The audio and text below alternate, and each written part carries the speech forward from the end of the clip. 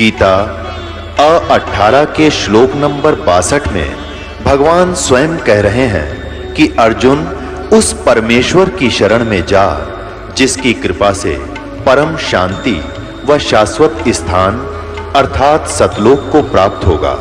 वो परमेश्वर कौन है, कहां है, कैसा है, जानने के लिए कृपया अवश्य सुनिए जगत गुरु तत्वदर्शी संत रामपाल जी महाराज के अमृत वचन।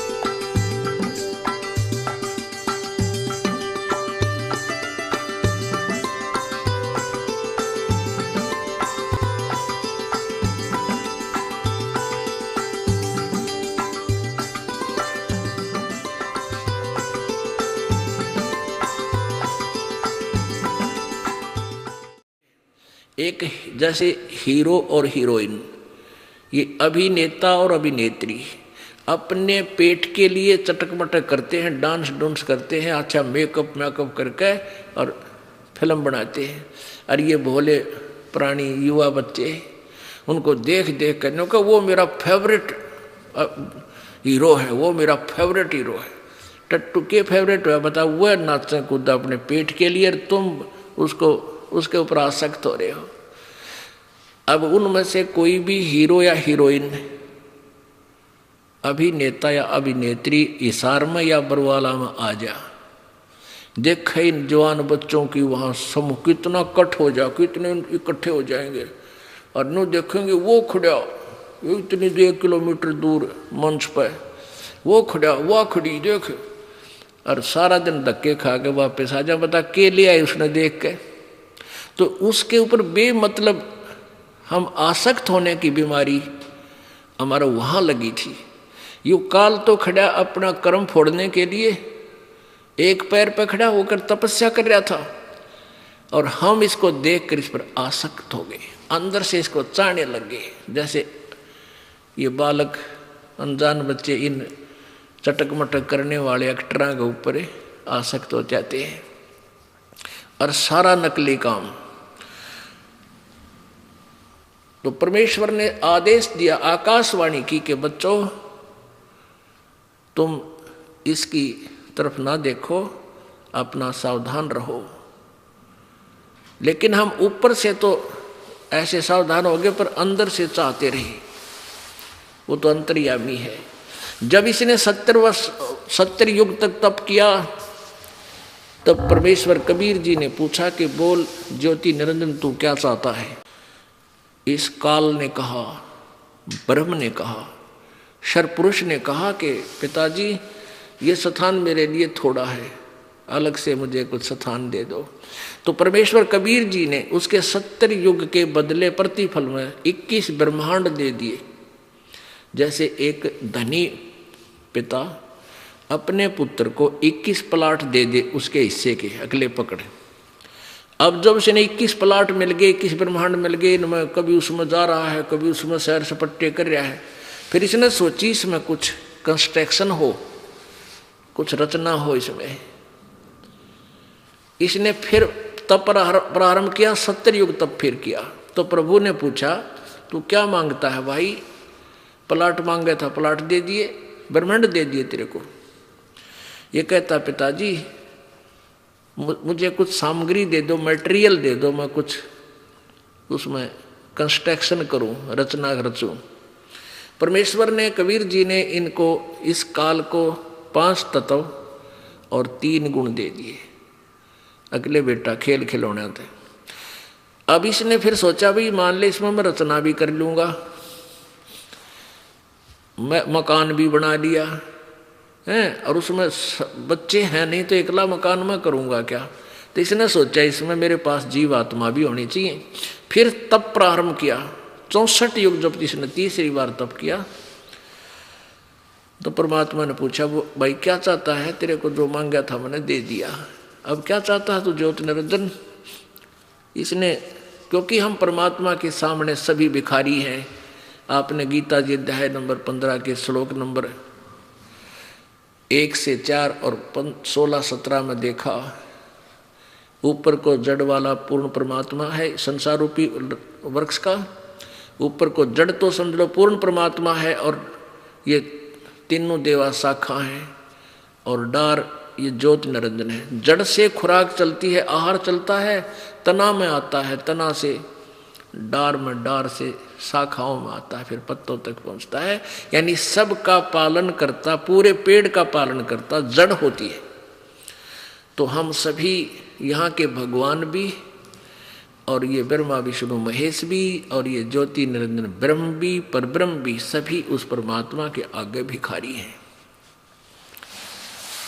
तो इसने कहा, पिताजी मुझे कुछ आत्मा दे दो, मेरा एकले का दिल ना लगता। परमेश्वर बोले, नहीं भाई नहीं, ये आत्मा मेरे शरीर से निकली है, मेरे बच्चे हैं, ये ना दूं तेरे को किसी कीमत भी। हाँ तने और प्लाट चाहते हो और ले ले, और दे दूंगा ब्रह्मांड 10-20 तना चाहते हो तो। वो कहने लगा, नहीं जी मुझे तो आत्मा चाहिए गुरुदेव, परमेश्वर पिताजी।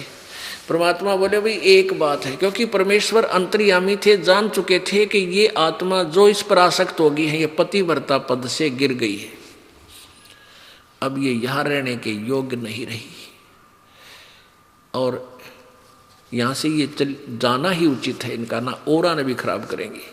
जैसे सेब खराब हो जाता है ना, एक सेब भरे टोकरे में, तो समझदार व्यक्ति फल विक्रेता उस खराब सेब को रखे नहीं, बाहर फेंक देगा, दूर कर दे, दूसरी आने भी खराब ना कर दे। तो ये काल भी खराब हो लिया था, राम इसका साथ खराब हो गए। तब परमेश्वर ने कहा, भी एक बात है ज्योति निरंजन, यदि कोई आत्मा सब इच्छा से तेरे साथ जाना चाहती है तो मैं उसको भेज सकता हूँ, पूछ पता कर ले। अब ज्योत निरंजन ये ब्रह्म आ गया अपने पास, जो आज हम इस काल के जाल में फंसे पड़े हैं। इसने आकर कहा कि भाई मैंने पिताजी से ना, क्योंकि हम उसी परमात्मा से हमारी उत्पत्ति, उसी से ज्योत निरंजन ब्रह्म की, तो इसने कहा मैंने पिताजी से 21 ब्रह्मांड प्राप्त किए हैं तब करके, और वहाँ ऐसे बनाऊंगा, वहाँ महास्वर्ग बनाऊंगा, ब्रह्मलोक बनाऊंगा, ऐसे ऐसे सुंदर वृक्ष बाग लगाऊंगा, मेरे साथ चलोगे? तो हम तो पहले ही उसके ऊपर आसक्त हो रहे थे। हमने कहा सभी ने कि यदि पिताजी आज्ञा दे देंगे तो हम चल पड़ेंगे। तो ज्योति निरंजन ने कबीर परमेश्वर जी से कहा, पिताजी कुछ आत्मा मेरे साथ चलने को तैयार है, आपकी आज्ञा चाहते हैं। परमात्मा बोले, वह मेरे सामने हाँ भरवा दे, जो जाना चाहते हो फिर मैं भेज दूंगा। परमेश्वर कबीर जी और ये पूर्ण ब्रह्म और ये ब्रह्म दोनों आ गए आपके पास। आपसे पूछा कबीर जी ने, परमेश्वर जी ने, कि भाई कौन आत्मा इसके साथ जाना चाहता है? खड़े हाथ खड़ा करके सभी करती दे। अब उस समय तो हम सारे घबरा गए और चिंतित हो गए कि भाई अपने पिता के सामने कैसे कहूँ हम इसके साथ जाना चाहते हैं।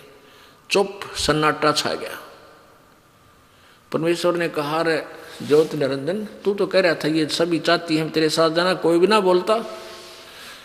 तब एक आत्मा सबसे पहले खड़ा हुआ, सबसे पहले उसने डेयर किया, हिम्मत किया और कहा, पिताजी मैं इसके साथ जाना चाहता हूँ। फिर तो देखा देखी हम भी खड़े हो गए, कदे ये एकला लूट जाओ वहाँ पर। तो सभी जितने भी आज यहाँ असंख्य प्राणी फंसे पड़े हैं, ये सभी के सभी खड़े होकर दोनों हाथ खड़े कर, मैं भी जाऊंगा। परमात्मा बोला, भाई ठीक है ज्योत निरंजन, तू जा अपने ब्रह्मांडों में। ये पहले सतलोक में ही थे सारे ब्रह्मांड 21 के 21, और मैं इन सभी को अपने हिसाब से भेजूंगा तेरे पास, चल। और ज्योत निरंजन चला गया।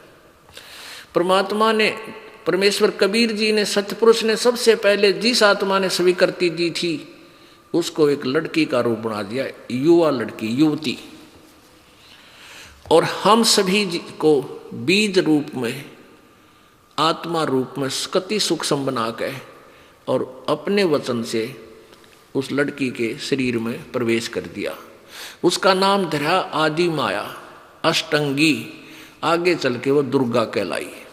प्रकृति देवी भी उसी को कहते।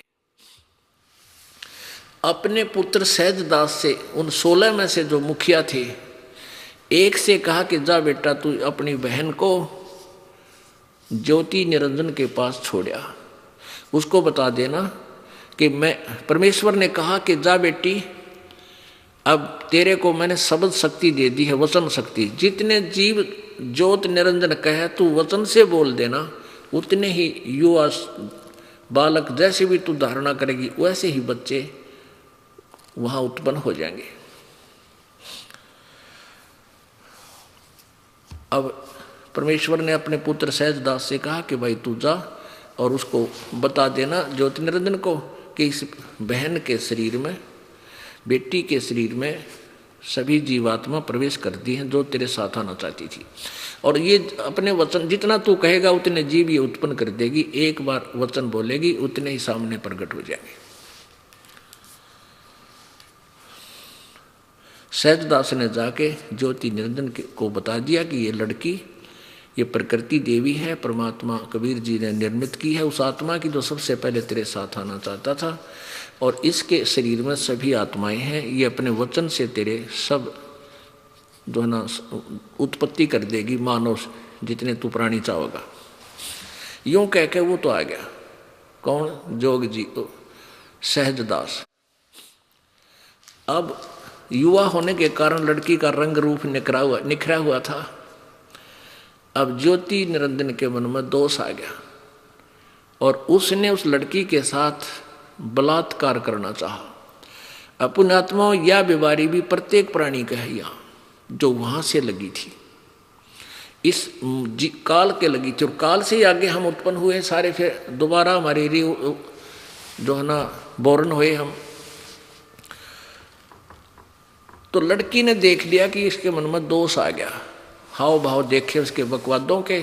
तब प्रकृति देवी ने कहा कि ज्योति निरंजन तू बात सुन, तू मेरा बड़ा भाई, हमसे पहले तू अंडे में परमेश्वर कबीर जी के वचन से उत्पन्न हुआ है और हम मैं तेरी छोटी बहन है। और बहन भाई का ये जुल्म महापाप है, तो ये दुष्कर्म ना करना करे मेरे साथ। मैं वचन से तेरे जीव उत्पन्न कर दूंगी जितने तू कहेगा। लेकिन उसने एक नहीं सुनी और हद से ज्यादा बढ़ गया। यानी लड़की को पकड़ना चाहा, आलिंगनबद्ध करना चाहा, बकवादों से मुंह खोल लिया।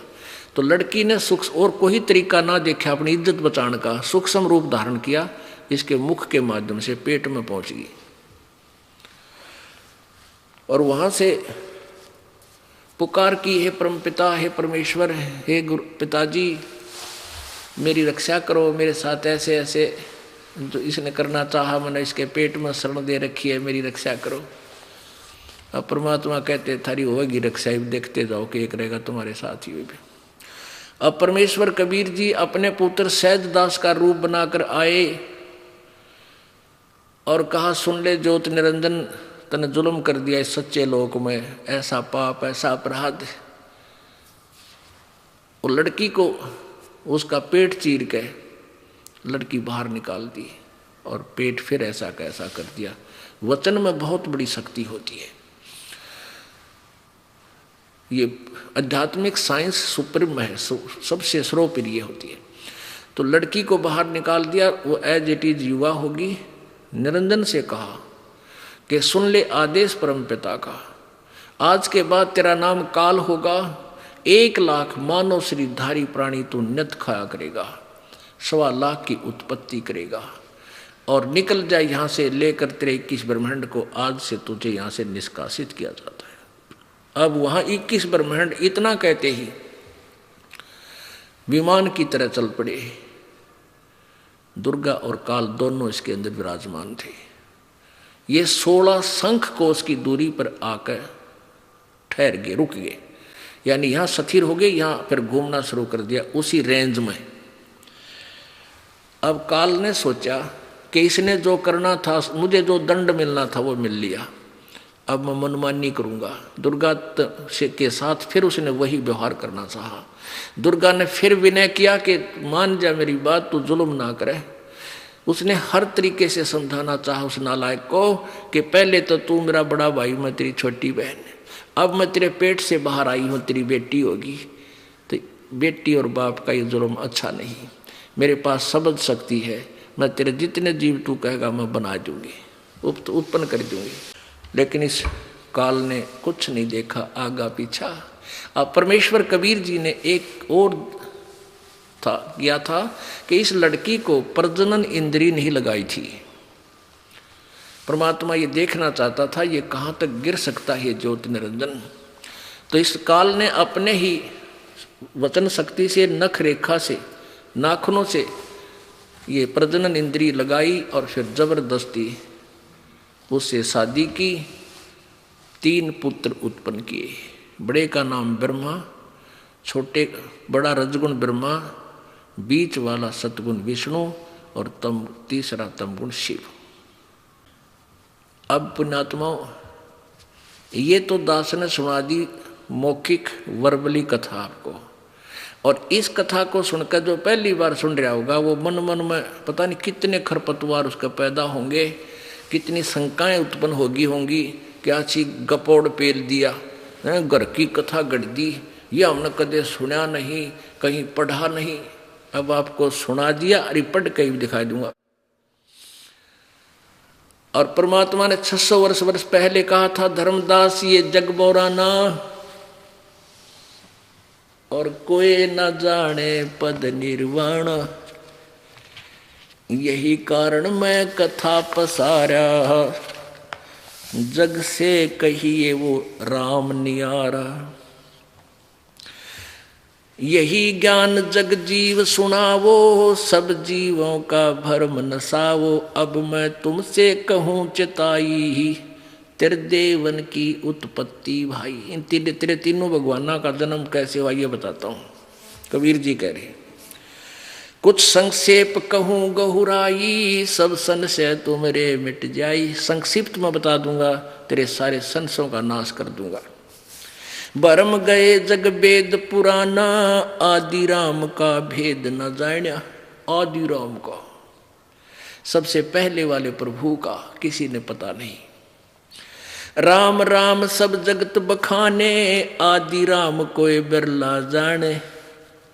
ज्ञानी सुने सो हृदय लगाई, ही मूर्ख सुने तो गम ना पाई। समझदार व्यक्ति सुनेंगे इस कथा को तो समझ जाएंगे भाई बात तो सच्ची है, क्योंकि प्रमाण दिखाए जाएंगे आपको।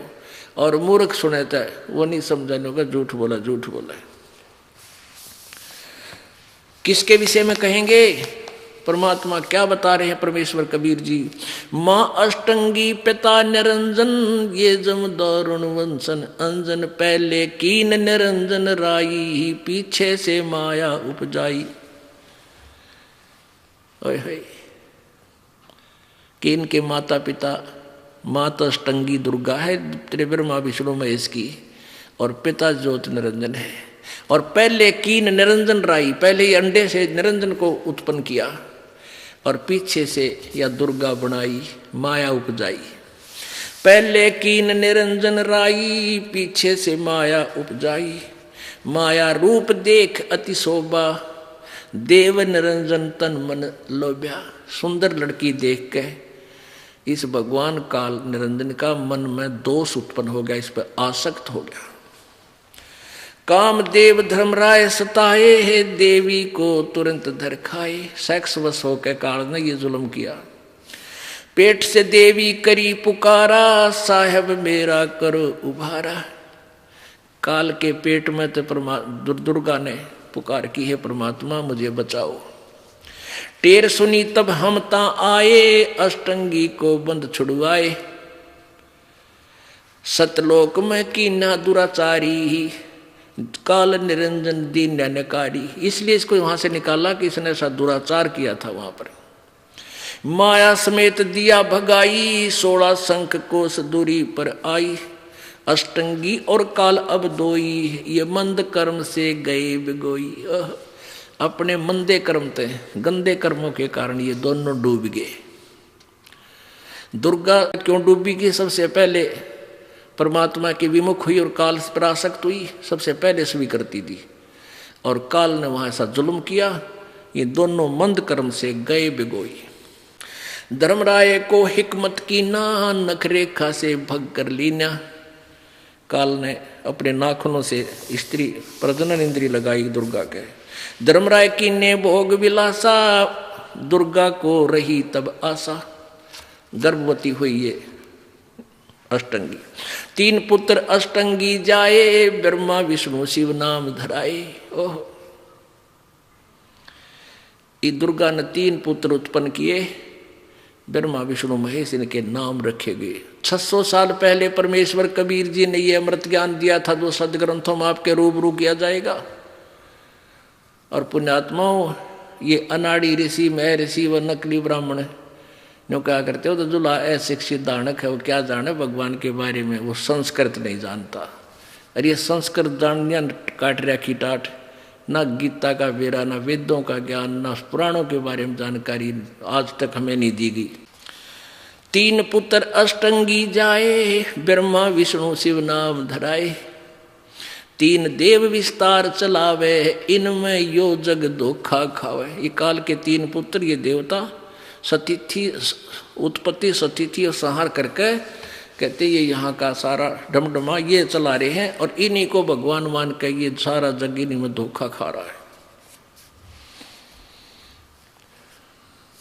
पुरुष गम कैसे कोई पावे, काल निरंजन जग भरमावे।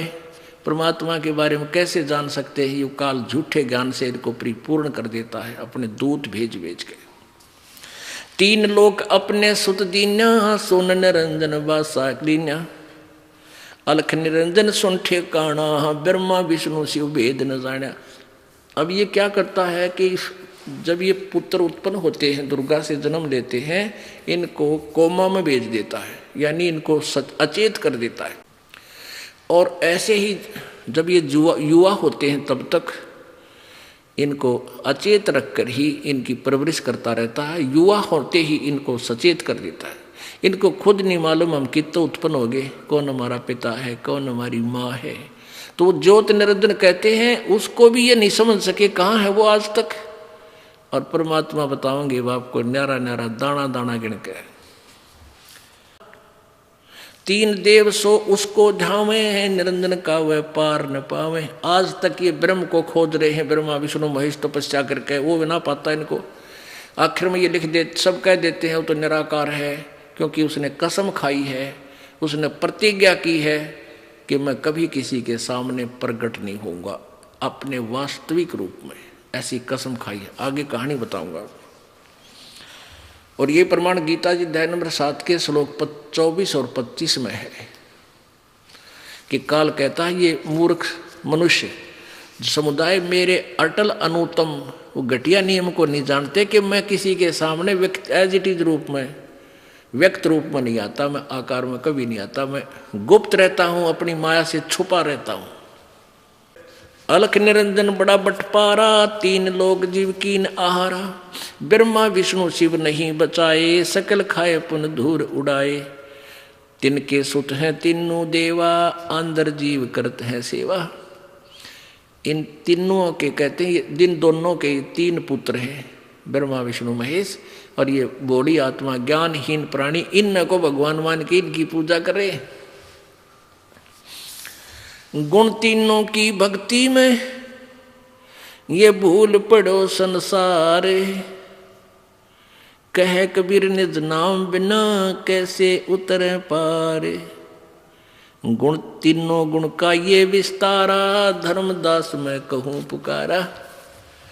अब ये ज्ञान परमात्मा 600 साल पहले बताया करते कि ब्रह्मा विष्णु महेश के माता की माता अष्टंगी दुर्गा है और काल इनका पिता है। तो सिर फोड़न हो जाया करते वो नकली गुरुओं के बकाए हुए जनता के झूठा है, कपटी है, जुलाहा है, इसको मार दो, फूक दो, ये कर दो। और ब्रह्मा विष्णु महेश को ये नासवान बताता है। और वो नकली गुरु ब्राह्मण हमारे हिंदू धर्म के गुरु बताते थे कि ब्रह्मा विष्णु के कोई माता पिता नहीं, ये सर्वेश्वर महेश्वर मृत्युंजय कालंजय आदतें ये ढिंढोरा पीट रहे हैं। वह देख लो किसी भी टीवी चैनल न खोल के, अब इनका सबकी पोल खुलेगी, इनके पास जवाब नहीं रहेगा। ये छोड़ देंगे संताई कुछ दिनों के बाद और बड़ी आत्मा पहचानेगी प्रभु को। अब आपको दास दिखाता है प्रत्यक्ष प्रमाण कि ब्रह्मा विष्णु महेश के माता पिता कौन है और कहाँ है वो प्रमाण। अपने ही पुराणों में सबसे पहले आप जी को शिव पुराण दिखाते हैं, शिव महापुराण। ये देखिएगा शिव महापुराण, संक्षिप्त शिव पुराण,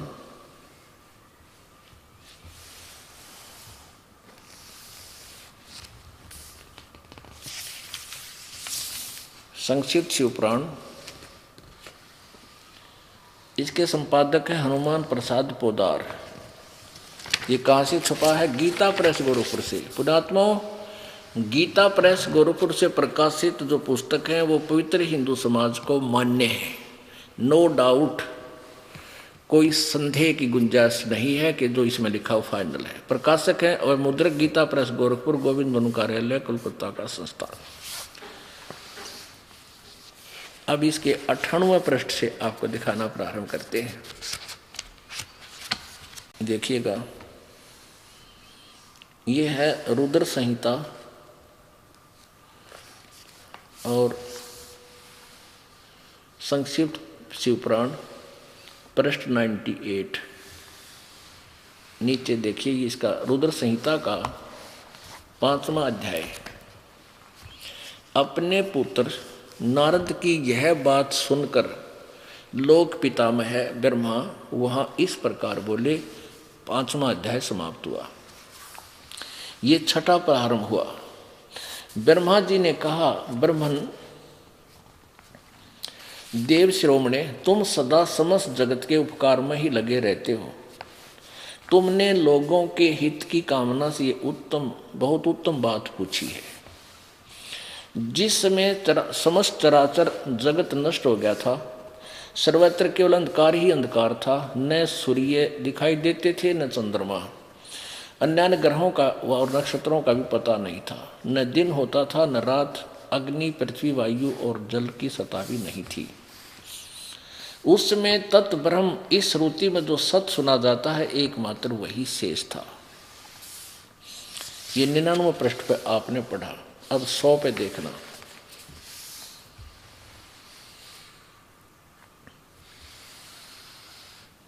जिस परब्रह्म के विषय में ज्ञान और अज्ञान पूर्ण उक्तियों द्वारा इस प्रकार ऊपर बताए अनुसार विकल्प किए जाते हैं,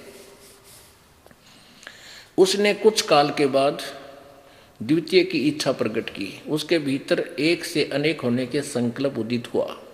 तब उस निराकार परमात्मा ने अपनी लीला शक्ति से अपने लिए मूर्ति यानी आकार की कल्पना की। इसने निराकार मानना है, ये ब्रह्म है, और आकार में क्यों कराया? वो जो मूर्ति रहित परब्रह्म है उसकी मूर्ति भगवान सदा शिव है। अर्वाचीन और प्राचीन विद्वान उन्हीं को ईश्वर कहते हैं।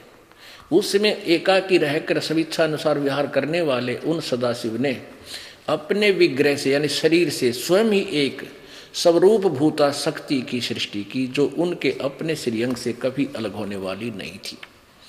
ये ज्ञान ब्रह्मा जी दे रहे हैं। उस पराशक्ति को प्रधान प्रकृति गुणवती माया बुद्धि तत्व की जननी तथा विकार रहित बताया गया है। वह शक्ति अंबिका कही गई है।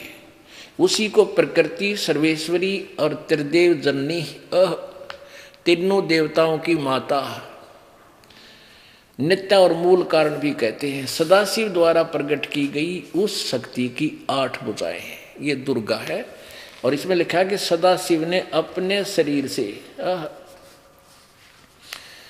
अपने विग्रह से ही एक शक्ति यानी दुर्गा की उस स्त्री की उत्पत्ति की।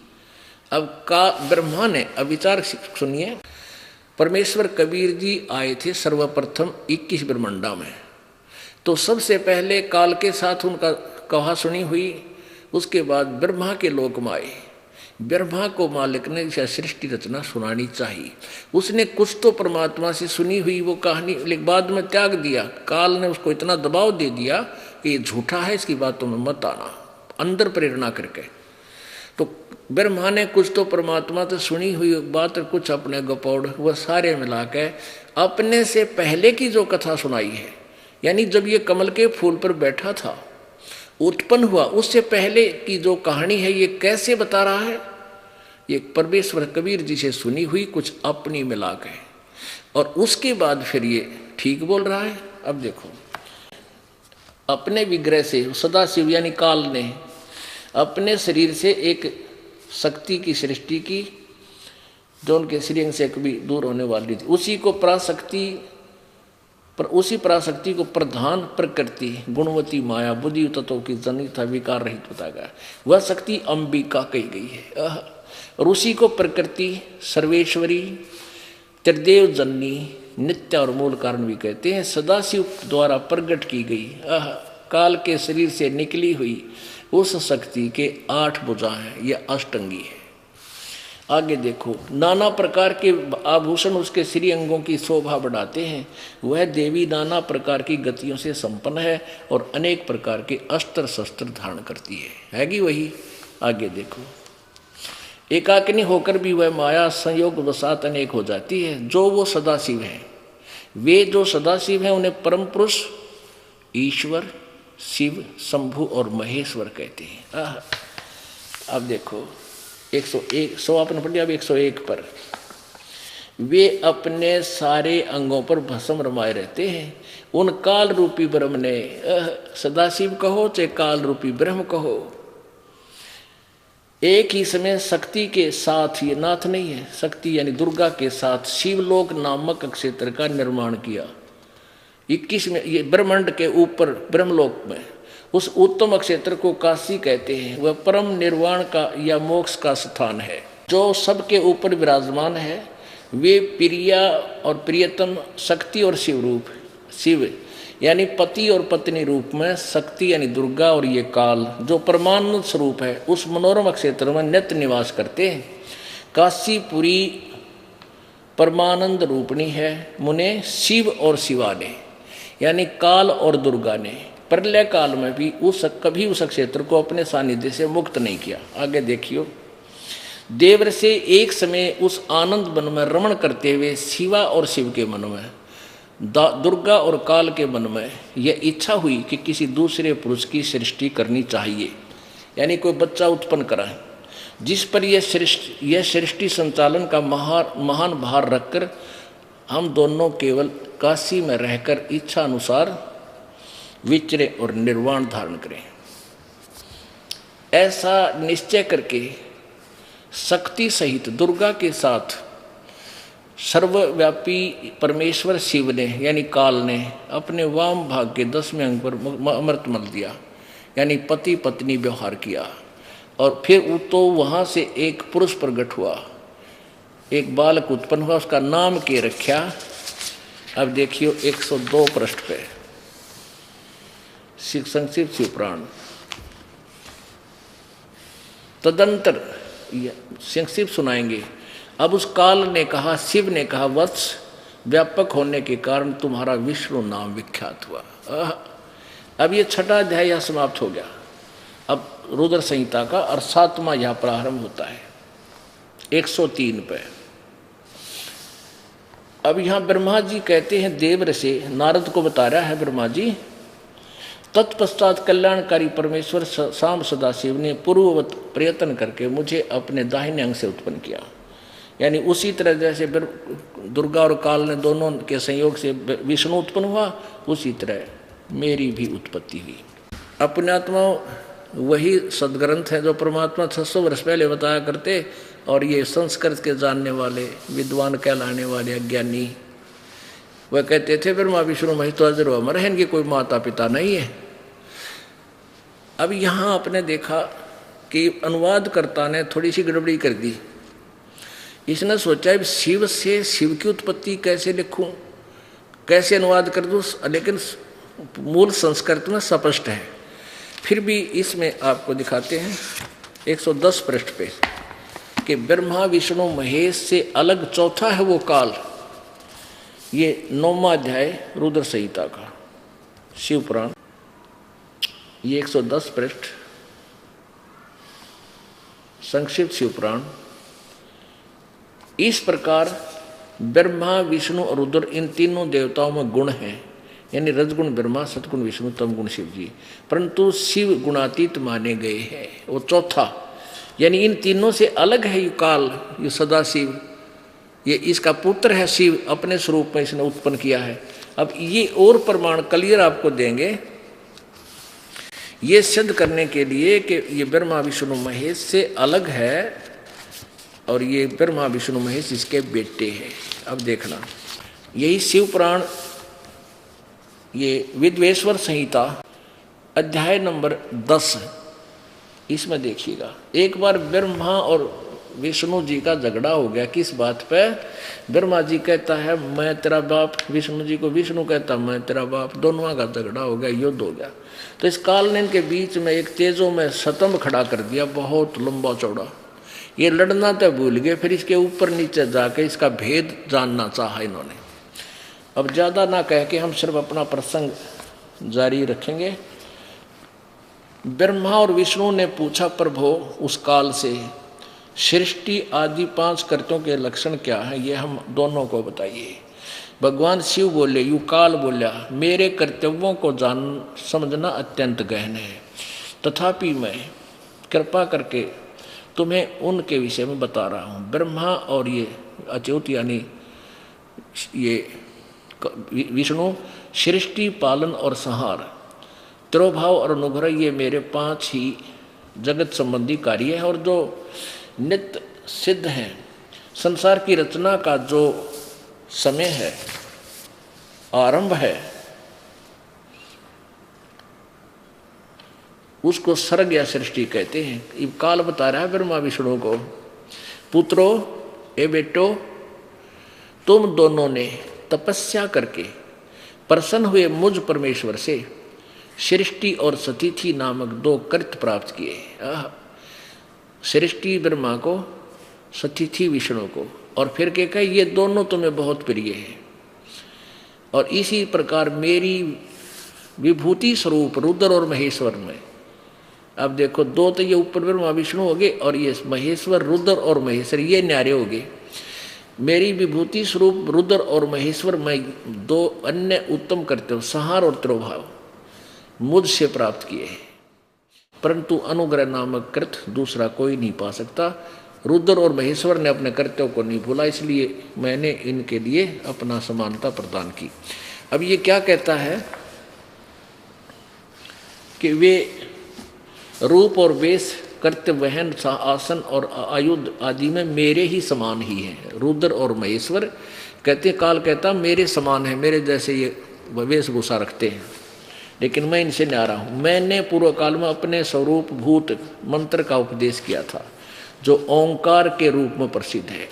वह मंगलकारी मंत्र है।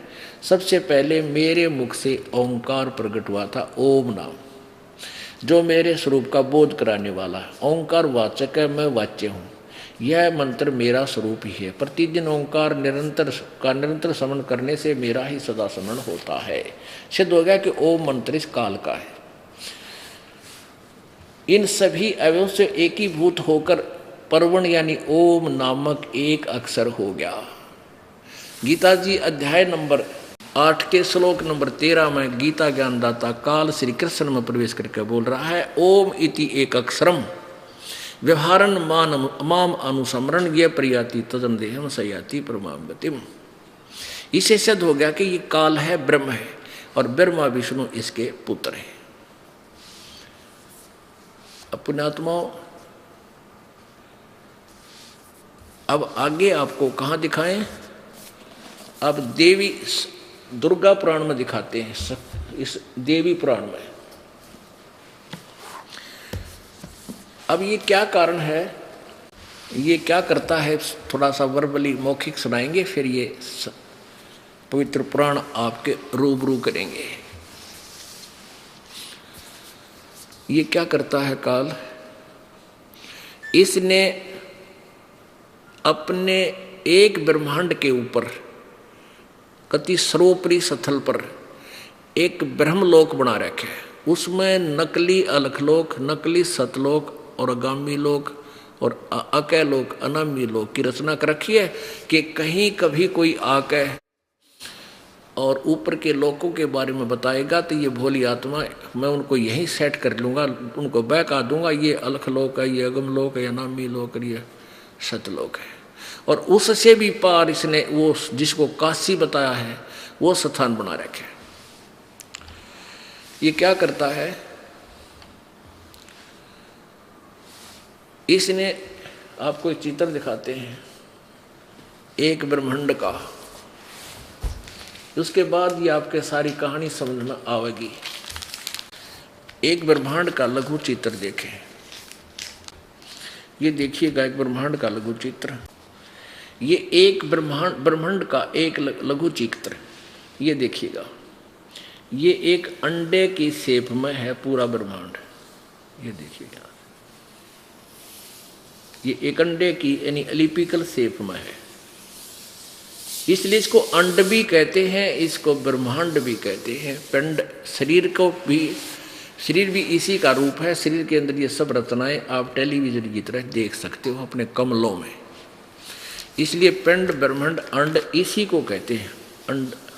अब यहाँ क्या है कि इसमें ये नीचे एक पाताल लोक है, ये सूतल, रसातल, तलातल, ये अन्य लोक है, ये पृथ्वी लोक है, ये स्वर्ग लोक है और नरक साथ में है, ये धर्मराय का लोक है, ये यहाँ मानसरोवर इसने अपना बना रखा कालनस, और ये श्री शिव का लोक, काल के पुत्र का, तमगुण शिव का, और ये ब्रह्मा जी का, रजोगुण ब्रह्मा जी का लोक, ये सतोगुण विष्णु जी का लोक, ये इनकी राजधानियाँ हैं। यहाँ बैठकर के ये तीनों भगवान इस पाताल लोक, पृथ्वी लोक और इस पाताल लोक के जीवों को कंट्रोल करते हैं। इस काल ने ये एक अलग से ब्रह्मलोक बनाया है, ये अलग स्थान है ब्रह्मलोक।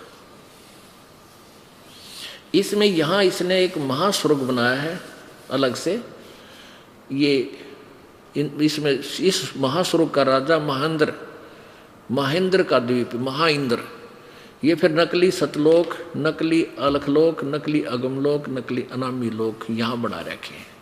इसके बाद इसने ये सब यहाँ एक और बंद बना दिया, और इसके बाद ये यहाँ रहता है जहाँ ये दुर्गा को इसने यहाँ 3 स्थान बना रखे हैं, एक तो रजोगुण प्रधान क्षेत्र, एक सतोगुण प्रधान क्षेत्र और एक तमोगुण प्रधान क्षेत्र।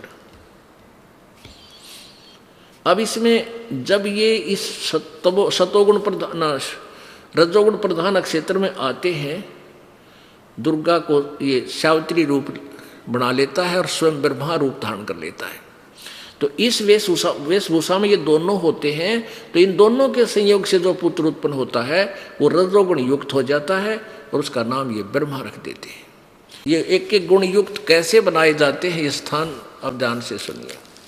जैसे एक मकान में और 3 कमरे हों, 3 कक्ष रूम हो, उस एक कमरे में तो साधु संत फकीरों के भक्तों के चित्र लगे हों, वहाँ जाते ही आपका स्वभाव एकदम शांत और बहुत ही विकार रहित बन जाता है, बिल्कुल शांत हो जाते हो। और एक कमरे में लगे हैं अश्लील चित्र, अर्धनग्न शरीर, तो उसमें जाते ही आपके अंदर अपने आप उथल पुथल शुरू हो जाएगी, वो गंदी विचार उत्पन्न हो जाएंगे, उसी तरह आपका शरीर स्वभाव बन जाएगा। और तीसरे में लगा रखे हैं इन देश भगत, क्रांतिकारी और शूरवीरों के चित्र, वहाँ जाते आपका शरीर उसी तरह गर्म होने लग जाएगा और उनकी इतिहास याद करके आपके अंदर कुछ समय के लिए तो उसी तरह की भावना बन जाएगी। तो इस काल ने 3 स्थान बना रखे ऊपर, सबसे ऊपर ब्रह्मांड में, वहाँ कोई नहीं जा सकता इसके आगे हुक्म बिना, दुर्गा भी नहीं जा सकती, जब ये चाहता है तब उसको वहाँ बुला लेता है। अब वहाँ इसने 3 स्थान बना रखे, एक रजोगुण प्रधान क्षेत्र और एक सतोगुण प्रधान क्षेत्र, एक तमोगुण प्रधान क्षेत्र। जब ये रजोगुण प्रधान क्षेत्र में दोनों रहते हैं तो वहाँ ये स्वयं, जैसा आपने ब्रह्मा के चित्र देखा, ऐसा रूप बनाता है और दुर्गा को भी सावित्री रूप में रखता है। इन दोनों के योग संयोग से पति पत्नी व्यवहार से जो पुत्र उत्पन्न होता है वो ऑटोमेटिकली उसी स्वभाव का हो जाता है और उसको अचेत कर देते हैं, बेहोश कर देते हैं और अलग से रख लेते हैं और फिर उसको परवरिश करते रहते हैं। जब युवा होता है तब उसको सबको सचेत इकट्ठा करते हैं और जिस समय ये सतोगुण प्रधान क्षेत्र में होते हैं वहाँ ये विष्णु रूप धारण कर लेता है, दुर्गा को लक्ष्मी रूप धारण कराता है और उस समय इनके संयोग से जो पुत्र उत्पन्न होता है वो उसी सतोगुण से युक्त हो जाता है। और तीसरे स्थान पर ये शिव के रूप में रहता है, जैसे ऐसे ही जटा डाली, गले में सांप डाल लिए और दुर्गा को पार्वती रूप बना लेता है। इन दोनों के संयोग से पति पत्नी व्यवहार से जो पुत्र उत्पन्न होता है वो तमोगुण युक्त ऑटोमेटिकली हो जाता है, उसमें उसका स्वभाव जन्म से हो जाता है। एक घर में एक लड़का छोटा सा बालक चोरी करा करता, चोरी करने लग गया और नाम भी ले रखा उसने, तो उसकी दादी ने नाम ले रखा, लड़के ने भी नाम ले लिया, लड़के की माँ ने ले लिया और उसका पिताजी चोरी करा करता। तो वो लड़का नाम भी ले लिया, 1 साल हो गया, फिर भी वो छोटी मोटी चीज़ किसी की ठा लावे, चुरा लावे, 8-7 10-1 वर्ष का बच्चा हो गया। तो उसकी दादी ने शिकायत करी कि महाराज जी ये चोरी नहीं छोड़ता, जब हम घर घर जाया करते थे सत्संग करने। मैंने उस बच्चे को बुलाया, अब बेटा तू चोरी क्यों करता है, तू भक्त है, तेरा नाम खंड हो जाएगा। कहने लगा महाराज जी पता नहीं मेरे ऐसी हुक किसी उठे है जानू इस चीज़ ने ठाका भाज लो। मैं बोला बेटा ये त्याग दे बुराई। तो फिर वहाँ बताया उन्होंने कि इसका पिता चोर है और वो भी चोरी करता है और उस बच्चे के अंदर वो गुण पिता वाला विद्यमान है। अब बाद में तो उसने त्याग दिया, खैर परमात्मा कहते हैं उसमें परिवर्तन आ ही जाता है। अच्छे परमात्मा की महिमा सुनने से बाद में उस बालक ने छोड़ दिया। तो उस पिता के गुण उसमें विद्यमान थे उस चोरी वाले। ऐसे ही जिस भी स्वभाव से जैसे ही वहाँ रहता है काल उसी स्वभाव के बालक उत्पन्न करके रजगुण ब्रह्मा बना देता है, सतगुण विष्णु, तमगुण शिव जी। अब ये दास ने आपको एक चित्र दिखाया, अब ये श्रीमद् देवी भागवत आपका आराम तो समझ में आ जाएगी। अब देखना पुण्यात्माओं, ये इतना प्रयत्न ये दास तो कर रहा है आपको संशय रहित करने के लिए, और जब तक आप संशय रहित नहीं होगे आप भक्ति नहीं कर सकते। कोई ना कोई काल का दूत आपने ऐसा बिगाड़ देगा, ऐसे जो गप्पे मारेगा और आपको भक्ति से दूर कर देगा। ये दास चाहता है कि आपको ऐसा मास्टर बना दूं चाहे ब्रह्मा विष्णु महेश भी आ जाए खुद, तो भी आपने कहोगे नहीं महाराज जी हमने ज्ञान प्राप्त हो गया, आपने चाहिए था जाओ हमारे साथ, आपने कल्याण कराना तो हमारे साथ आओ। हम आपके ज्ञान से संतुष्ट नहीं हो सकते किसी सूरत में। अब देखो श्रीमद् देवी भागवत, अब देखिएगा श्रीमद् देवी भागवत गीता प्रेस गोरखपुर से प्रकाशित वही है जो पहले आपको दिखाई। ये बार बार दिखाना इसलिए आवश्यक है क्योंकि ये फिल्म बनकर जाएगी, सीडी बन रही है और भक्तों के पास जाएगा। संपादक हनुमान प्रसाद पोदार, चिमनलाल गोस्वामी। तो कोई किसी सीडी को देख पाओगा, कोई किसी को ना देख पाएगा, तो प्रत्येक में प्रमाण हो तो शीघ्र समझ में आएगा। प्रकाशक एवं मुद्रक गीता प्रेस गोरखपुर, गोविंद भवन कार्यालय कोलकाता का संस्थान। अब इसके तीसरे सकंद में पृष्ठ नंबर 113 से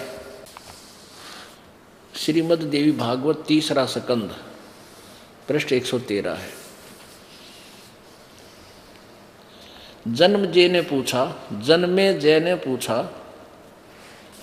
भगवान आपने अम्बा यज्ञ अर्थात परम पवित्र नवरात्र व्रत करके उसके द्वारा देवी की आराधना करने की आज्ञा दी है, अतः वे कौन देवी हैं, कैसे और कब प्रकट हुई, यानी कब उसका जन्म हुआ।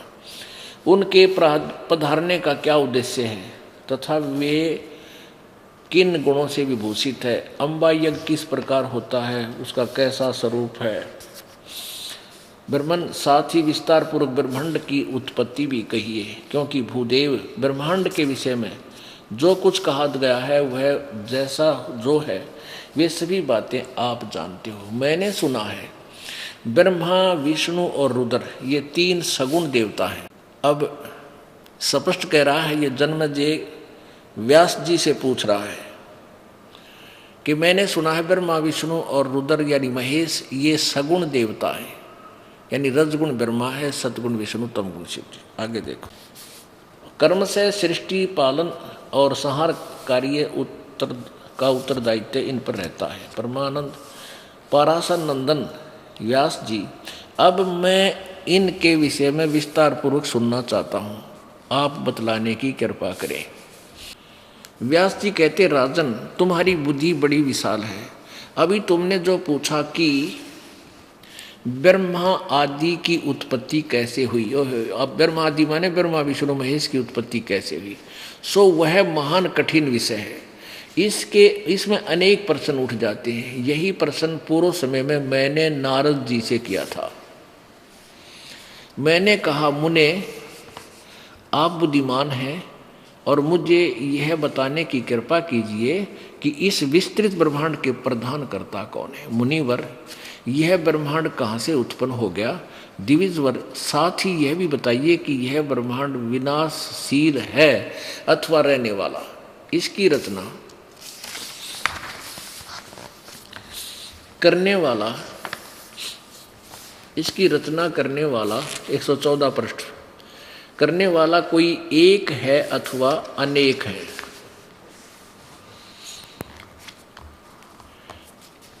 बहुत से इसके रचयिता हैं। कर्ता के अभाव में कार्य होना असंभव है, यह प्रश्न मेरे मन में उठता रहता है।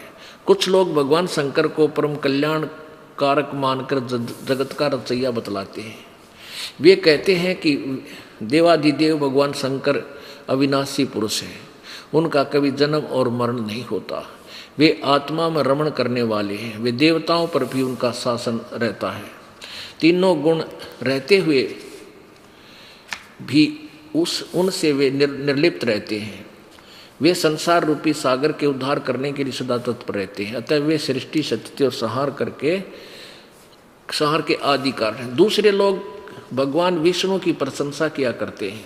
वे शक्तिशाली पुरुष, अव्यक्त, अखिल ऐश्वर्य से संपन्न परब्रह्म परमात्मा है। उनकी कृपा से भक्ति मुक्ति दोनों सुलभ है, वो हो जाती हैं। ऐसे दूसरे लोग ब्रह्मा जी को सृष्टि का प्रधान कारण बतलाते हैं। कितने ही आचार्य भवानी यानी दुर्गा को संपूर्ण मनोरथ पूर्ण करने वाली बतलाते हैं। वे आदि माया महाशक्ति एवं परम पुरुष के साथ रहकर कार्य संपादन करने वाली प्रकृति है। ये ध्यान रखना कि प्रकृति दुर्गा को कहते हैं। ये गीता जी में काम आओगा आपका, जब ब्रह्मा विष्णु महेश की उत्पत्ति गीता जी में दास दिखा होगा। ब्रह्म के साथ यानी काल के साथ उनका अभेद संबंध है, यानी पति पत्नी रूप में रहते हैं। वो अर्धंगी है इसकी। वे सृष्टि सतिथि और संहार कार्य में संलग्न रहती है। संपूर्ण प्राणियों एवं देवताओं की भी जननी है, उनका कभी जन्म और मरण नहीं होता। वैष्णवी, सांभवी, ब्रह्मी, वासवी, वारुणी, वाराही, नरसिंही एवं अद्भुत महालक्ष्मी उन नामों से विख्यात है।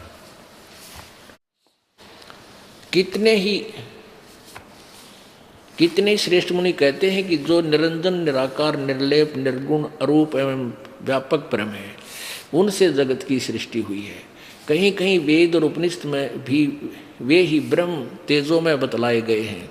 वे प्रधान पुरुष हैं, हजारों मस्तकों, हजारों कानों, हजारों हाथों, मुखों, चरणों का संपन्न है। आकाश विष्णु का चरण है, यह बात स्पष्ट रूप से कही गई है। विद्वान पुरुष शांत निरंजन विराट पुरुष को ही प्रधान बताते हैं। कुछ दूसरे प्राचीन रहस्य के जानकार लोग उन्हें पुरुषोत्तम कहते हैं। आगे देखो, नारद जी कहने लगे, यहाँ देखिए 115 पे, ये आप यहीं पढ़ रहे थे, अब यहाँ 115। नारद जी कहने लगे, व्यास जी, प्राचीन समय में एक समय की बात है, यही संदेह मेरे हृदय में उत्पन्न हो गया था। तब मैंने, यानी नारद जी कह रहे हैं, व्यास जी जो तूने पूछा आपने वही मैं बता रहा हूं कि मेरे भी ये शंका उत्पन्न हो गई थी, मैंने अपने पिता ब्रह्मा से पूछा था। नारद जी कहते हैं व्यास जी प्राचीन समय की बात है, उसी यही संदेह मेरे हृदय में भी उत्पन्न हो गया था।